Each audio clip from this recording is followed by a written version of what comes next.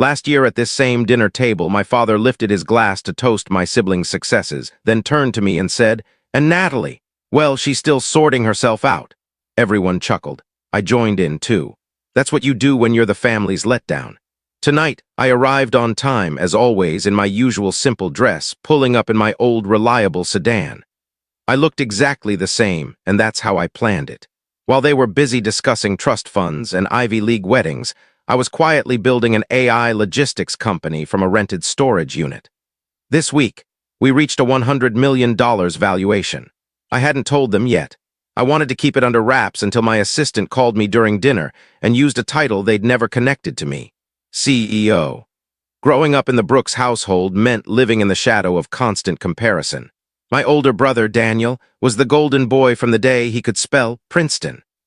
He dominated debate competitions in middle school, worked for congressmen by 16, and graduated summa cum laude from Yale before heading to Georgetown Law.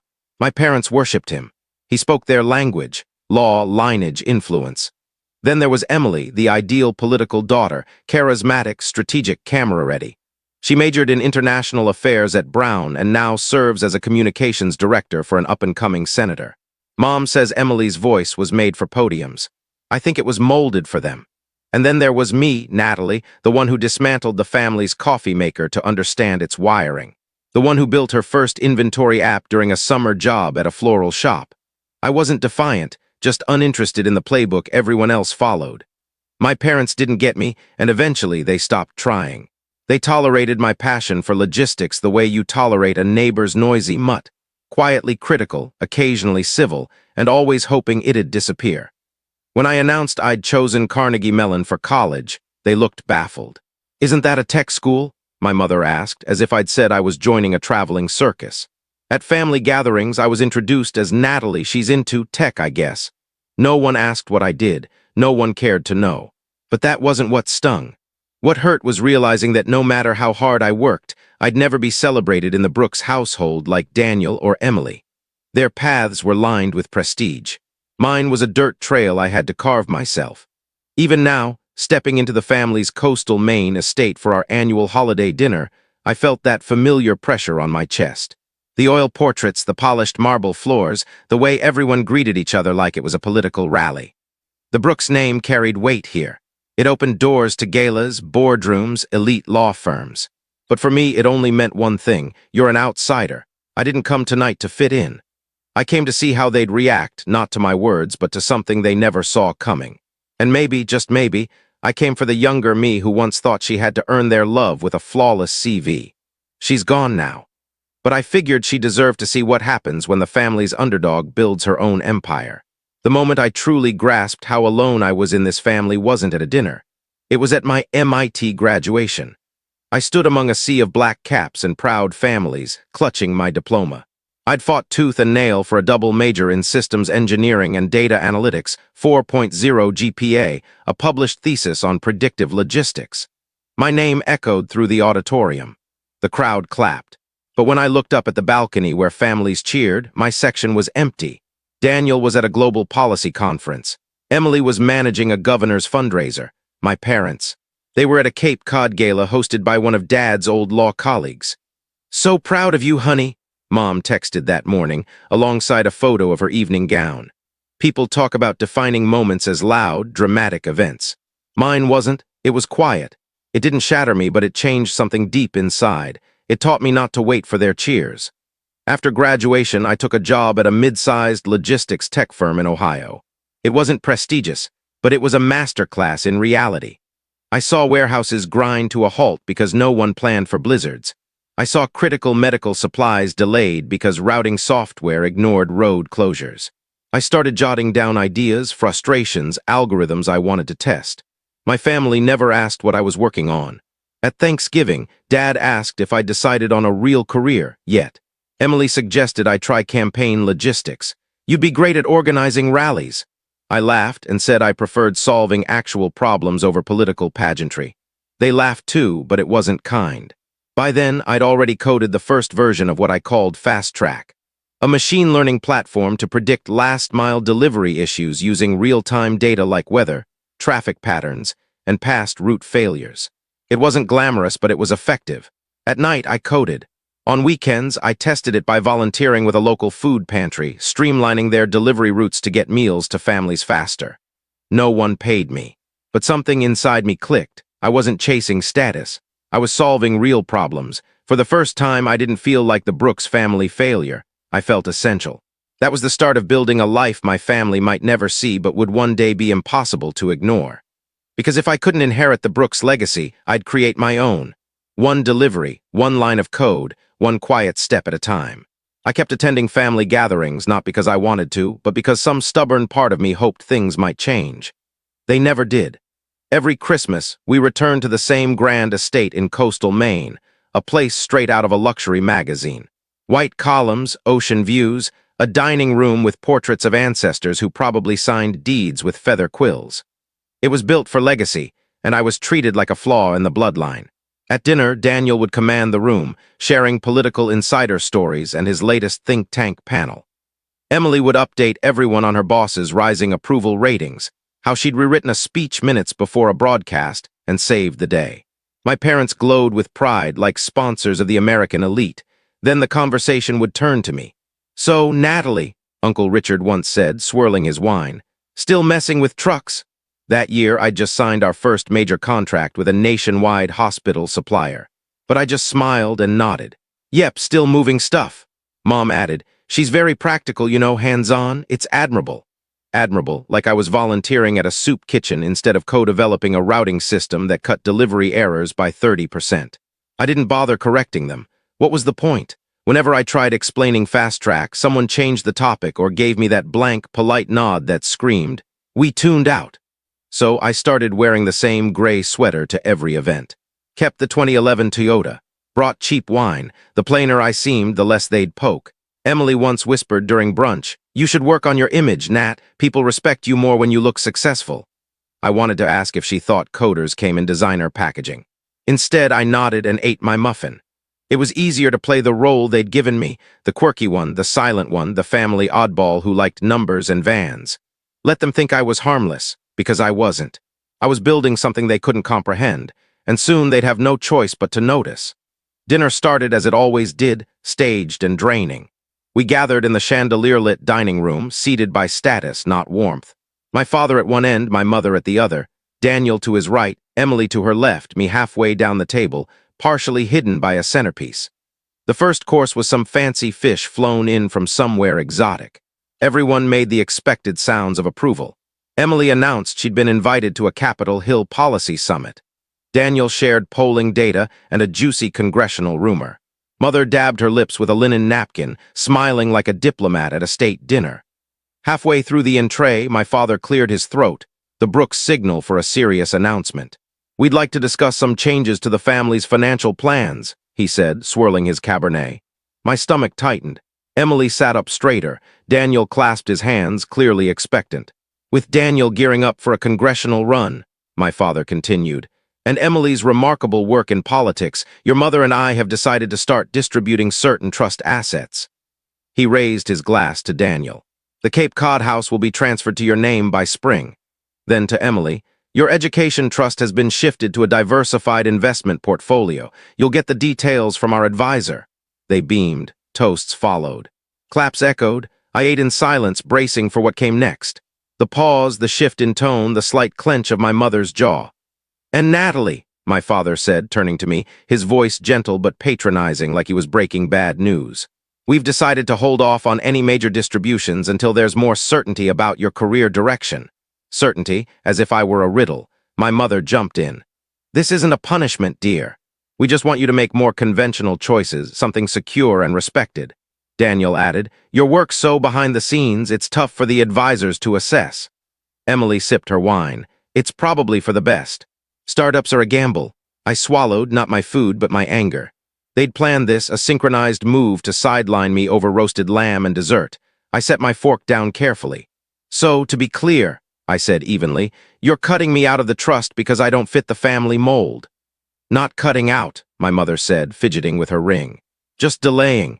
No property, no trust access, no resources," I listed, "but not cutting out." Silence. They waited for me to crack. I didn't. Instead, I smiled. "Got it," Then my phone vibrated in my lap and everything shifted. It buzzed again insistently, twice, 3 times. Unusual, I glanced down. Alicia Thompson, work. My COO, my trusted partner, my only in emergencies contact during family events. I stood slowly. "Excuse me," I said, stepping toward the hall with practiced calm. My father sighed, irritated by the interruption. "Really, Natalie?" But I was already out of earshot, phone to my ear. "Alicia," I whispered. Her voice came through loud and clear, audible to the room. "Natalie, SoftBank just wired $40 million. The valuation's locked at $100 million pre-IPO. Silence erupted behind me. I turned slightly, phone still in hand. "Also," Alicia continued, oblivious to her audience, "Goldman wants to finalize the Series B press release tonight. Oh, and your Forbes 30 Under 30 interview is set for Monday. The Tokyo team's asking if you're ready to expand into Asia next quarter." Every chair creaked as my family froze. I nodded, eyes on the chandelier. "That's great. Let's set up a team call tomorrow. Tell Goldman I'll send my notes tonight." "Got it, CEO," Alicia said brightly. "Talk soon." I hung up and walked back to my seat. The silence was alive. My father's glass hung midair, wine untouched. My mother's fork hovered, food forgotten. Daniel blinked, processing. Emily looked like she'd seen a ghost. I sat calmly. Aunt Clara, the family's lone free spirit, laughed, a sound like breaking crystal. "Well," she said, raising her champagne, "that calls for a proper toast." I met her gaze. She winked. My mother recovered first. "Natalie, darling," she said, voice syrupy. "Why didn't you tell us?" My father leaned in. "SoftBank as in the SoftBank, and Goldman's involved." Emily blinked again. "You're a CEO?" I took a slow sip of wine, letting it linger, then smiled. "I thought startups were a gamble." No one laughed. For a moment, no one spoke. Then they all tried to at once. My father went first, his tone now eager. "Natalie, we should have talked sooner. If we'd known your company was this successful, we could have arranged a family investment, maybe even helped you grow faster." Helped me grow? The man who just cut me out of the trust now wanted a piece. Daniel jumped in. "Goldman Sachs, that's serious. We could pitch this as a Brooks family tech venture. I know donors who'd love a story like that." Emily wasn't far behind. "We're hosting a healthcare policy event next month. My boss would love to feature you. We could tie your work to our campaign's innovation platform. It's perfect."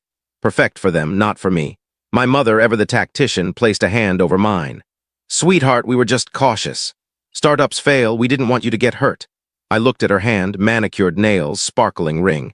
The same hand that signed me out of the family trust hours ago. I slid mine away. "You were worried," I repeated.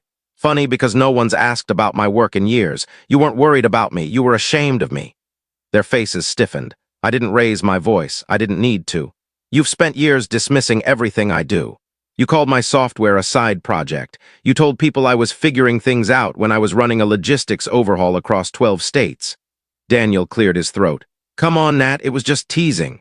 "No," I said, steady. "It was belittling because it made you feel better." They squirmed.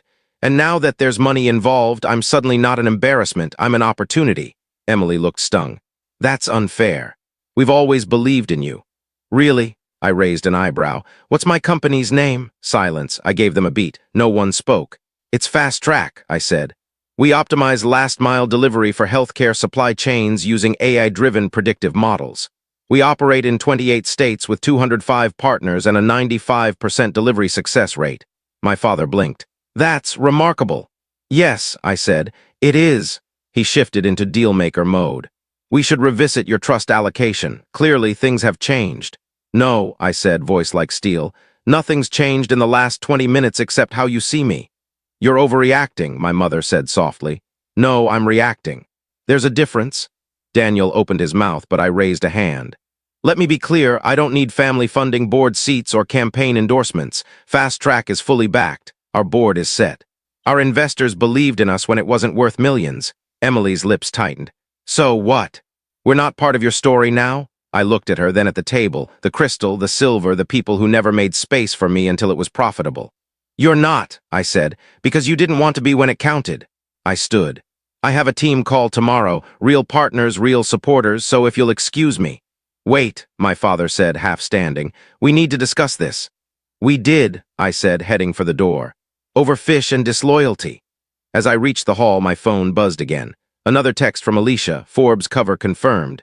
Japan expansion approved. Congrats, CEO. I smiled, slipped the phone into my bag, and didn't look back.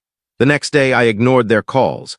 Not Daniel's calculated text. Let's talk soon. Great synergy potential. Not Emily's voicemail. We should start fresh. I've always admired your grit. Not even my father's email titled Family Discussion. But I did answer one message. Alicia sent me a draft of our press release. Fast Track's $100 million valuation, the Japan expansion, and a final paragraph I'd quietly requested. We're thrilled to launch the Brooks Fund, a $5 million program to support young women in logistics tech, particularly from underserved communities. I chose the name not to honor my family, but to redefine it. For years, Brooks had excluded me from trusts, investments, and dinner table respect. Now it would open doors for girls like me, girls who didn't fit the mold but saw systems, solved problems, and believed they could change things. We held the announcement at our Boston office. No chandeliers, no politicians, just the Fast Track team, a few local teachers, and high school girls from underserved districts invited to tour our operations. I watched their eyes spark as engineers explained how we predict delivery failures, how data moves medicine, how algorithms save lives. That night after the event, I got a text from my mother. Saw the news about your fund. That's incredible, Natalie. Would you let the family host a fundraiser for it at the Cape House? I stared at the screen. The first time she'd called my work incredible, yet still offering the house they'd cut me out of. I didn't reply. Instead, I took a cab to a small flower shop in Cambridge. The owner, Mrs. Ellis, still knew me as the summer intern who'd reorganized her stock system for leftover pastries. She was the first to see I wasn't just good with tech. I could solve real problems. I handed her an envelope with a note and my card. The next day, a bouquet of roses arrived at the Brooks estate, addressed to my mother. The note read, "Thanks for the offer. The fund has a venue, our warehouse, where I built what you called a hobby. Best, Natalie." A month later, I spoke at a girls' STEM academy in Baltimore, a small school squeezed between repair shops and empty lots. No red carpet, just a folding chair and 50 girls with notebooks and fierce eyes. I told them about Fast Track, about coding in a storage unit while delivering takeout to afford servers. I told them about supply chain failures that delayed critical drugs and how fixing them saved lives. Not for likes, but for impact. During Q&A, a girl in the front row, maybe 15 with braids and a determined look, raised her hand. "My parents think logistics is for truckers. They want me to be a doctor or lawyer, something real. Did your family back you?" I paused. The truth hung in the air. "No," I said, "not at first. Not when it mattered." She looked down like I'd confirmed her fears, but I went on. "I learned that sometimes the people closest to you can't see you, not because you're invisible, but because they only see versions of themselves." The room stilled. "You don't have to fight them," I said. "Just build something so undeniably yours that their approval stops mattering." She nodded, and I knew she understood. Later, a teacher gave me a mug that read, "Delivering Impact Since 2023. I laughed louder than I had in months. That night in my loft overlooking Boston Harbor, my phone buzzed. A missed call from Daniel. A voicemail from my mother. "We're planning a holiday dinner. We'd love to see you. No pressure." Emily texted. "Brian's campaign could use your voice. Even just a quote for our tech platform." I didn't respond. Instead, I opened an envelope on my counter. Inside were hand-drawn cards from the Baltimore students.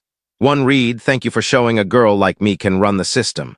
I placed it in my desk drawer next to the trust fund letter that erased me. One paper dismissed me. The other proved I mattered more. Days later, I hosted a small dinner for my team at the warehouse where it all started. No press, no pomp, just the people who believed from the beginning. As they left, Alicia handed me a delivery, a bouquet of lilies. No note, just a look that said everything. I set them by the window, next to a photo of that warehouse in its early days. Bare floors, folding tables, no heat, just dreams. That's what I built. Not just a company, a legacy, mine.